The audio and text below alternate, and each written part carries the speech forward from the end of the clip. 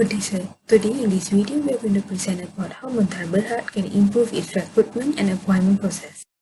We are from group called the Galaxy 5. I am Vicharya Davinashini, and together with me we have Selena, Divya, Hilda and Hazrin in this video. This is the content for today's video. Let's begin first by understanding what is internal auditing. It is common for people to mistake the difference between internal auditor and external auditor. Internal auditors are independent parties who focus on auditing various matters in the organization, such as risk management, operational efficiency, corporate governance, and organizational objectives. On the other hand, external auditors only focus on delivering accurate financial statements to their clients. Internal auditor has the responsibility to provide recommendations to the organization on how to improve their business and also address the potential internal control risks that exist in the organization. Organization can either choose to hire a qualified internal auditor and set up an internal auditing team in their company, or choose to outsource the service. Now let's look at the background of Muntar Berhad. Muntar Berhad is a hypermarket distributor which was founded by Dato Johan and his wife Datin Jamila. With the company's great growth, it was listed on the second board listing on Bursa Malaysia in the year 2000. 5 years later, after this listing, internal audit department for listed companies were made mandatory. Listed on the right side of the frame are the 7 board members of Muntar Berhad. 4 out of these 7 members are the audit committee of Muntar Berhad, with Datin Jamila as the committee chairman and other 3 directors as the committee members. None of them had any financial expertise. Moving on with the recruitment and appointment process. First, upon submission of resume by the candidate, Human Resource Management team should begin with reviewing the candidate's resume and narrow down the candidate pool based on the minimum criteria. Secondly, initial screening is done to further filter the candidate pool. Example of initial screening is phone interview, which can be used to test the candidate's communication skill. Next, candidates should be interviewed by a panel consisting members from the Human Resource Department and also managers of the organization. Upon excelling the interview, candidates should be tested on their knowledge related to the position that they apply for, test on their English proficiency, and also psychology test. Lastly, background checks are performed on selected candidates to ensure that they are free from any criminal records or poor work review from previous company. By following all these stages, this helps an organization to reduce the risk of selecting the wrong candidate. However, it is not necessary to follow all these stages when appointing the existing staff in the company to a different role or promotion. But it is important to check the qualification of the staff to ensure that they are equipped with the knowledge and qualification needed for the new position. With that, let's look at the first issue, and I'll pass it to my next colleague. Hi everyone, I'm Divya and I'm the second presenter. The first issue that has been identified based on the case of Muntara Berhad is not having a proper planning in hiring in-house or to outsource an internal auditor. Most of the organizations are in dilemma whether to hire an in-house staff or to outsource them for a certain period of time. Hiring is very crucial when it comes to establishing a successful organization. The best companies tend to have the strongest players. Whether you are hiring a full-time employee, a part-time employee, or an outsourced assistant, the hiring process does play an important role in most of the companies. Based on the case of Muntara Berhad, we can see that such lack of planning happens when Dato Johan decided to appoint Malik, who works in their sales and marketing department, to be promoted as their new internal auditor of the company, despite his lack of academic background in accounting.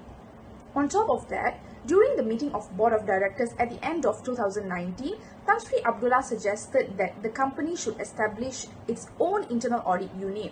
This was in response to the Bursa Malaysia listing requirements, which requested companies to establish an internal audit function on their own. However, his suggestion was not supported by the majority of the board members, especially Datuk Johan, who was against the idea.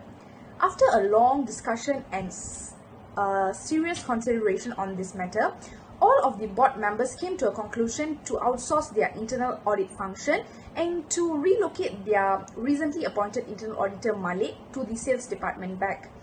Their board of directors then decided to outsource their own internal audit function with the company's auditor Mac and Co, and they was appointed within a month of time. Therefore, this shows that Mantara Berhad had a very long process of appointing their internal auditor for their company, as they were unsure of who will fit for this position well and who will be able to deliver their job efficiently and effectively according to the internal audit function requirement. That's all from me. Thank you. Hello, my name is Ajib Fazlia, and I'm going to talk about our second issue in Mantara Berhad, which is the lack of practices in the audit committee. The audit committee is a subcommittee of the board of directors, which is in charge with monitoring the financial reporting process. So in order to be successful, the audit committee must be aware of the organization's processes and internal controls. So in Mantara Berhad, the audit committee is made up of 4 primary members. The problem arises when Jalil and 3 other directors, none of them have any financial skills or understanding. They also are not a member of MIA and have no accounting qualification or experience. Also, Datin Jamila, who is the chairman of the audit committee, she also lacks of financial expertise. She also owns a huge amount of shares together with the Datuk Johan. Apart from that, all of the committee only meets or held their meeting once a year, only before the annual general meeting. The rest of their discussion are usually through the email distribution only. The effects of the problem are self-interest risk. As Datin Jamila, who is the marketing director, she is being chosen as the chairman of the audit committee, and she also owns shares in the firm. She cannot serve as an independent director since she controls the majority of the business. And then there's also a chance that an auditor's ethical code would be breached if the company's disagreement influences their ethical judgment to act as an out-of committee member. Moreover, the problem in this issue also can lead to familiarity threat since the relationship among the audit committee are really close. For example, Datuk Murali Maniam's friendship with Tan Sri Abdullah and the relationship between the director and the Auntie Nora San, Chisainan. This is unethical because they can become overly sympathetic and causing their ethical judgment to be affected because of their close relationship. Thank you. Good day. I am Hilda Harshini and I now will proceed with the next 2 issues. Starting with issue 3 is whereby Mantara Berhad failed in adapting to the correct recruitment process. This can be supported through the appointment of Malik as an internal auditor. Malik was an employee under the sales department for a long period of time. He was appointed as an internal auditor of Mantara Berhad just based on assumption that he could perform well as an auditor, as he already had an impressive performance in the sales department. Secondly, Malik does not have a professional qualification, knowledge and expertise, as he only has a diploma in business studies and has sat for only 2 accounting papers. Thirdly, his appointment was not consulted or discussed with the Human Resource Department. Malik's appointment as an internal auditor leads to several threats. Familiarity threat exists as there's a high possibility of him creating close relationship with the employees. Self-review threat exists as he will have to audit his own work from his previous position. Malik's lack of professional qualification does not comply with the fundamental principle of ethics, whereby an internal auditor should have professional competence and behavior. Without the knowledge and expertise, Malik will not be able to mitigate risk or meet strategic objectives of the company. Last but not the least, issue 4 is about the appointment of the staff who were involved in auditing company financial statement to perform internal audit work. Internal auditing requires internal audit knowledge whereby organization is audited on the internal control, governance, and risk management. However, in this case, the staff hired were the same people involved in auditing financial statement. This indicates that they lack the qualification in internal auditing. This issue was not conveyed to the board members. This is a costly mistake that led them to incurring 80,000 ringgit Malaysia. The staff issued a wrong audit report that does not meet the requirements of Bursa Malaysia, which indicates a poor work quality from the staffs. This also has affected the principle of competencies. According to the Code of Ethics, internal auditor should not engage in services which they lack the necessary knowledge and qualifications. The time spent on the wrong staff was a waste of time and cost, as the top management has to start the hiring process all over again from scratch. Thank you. Moving on to the recommendations by Selina Ruby.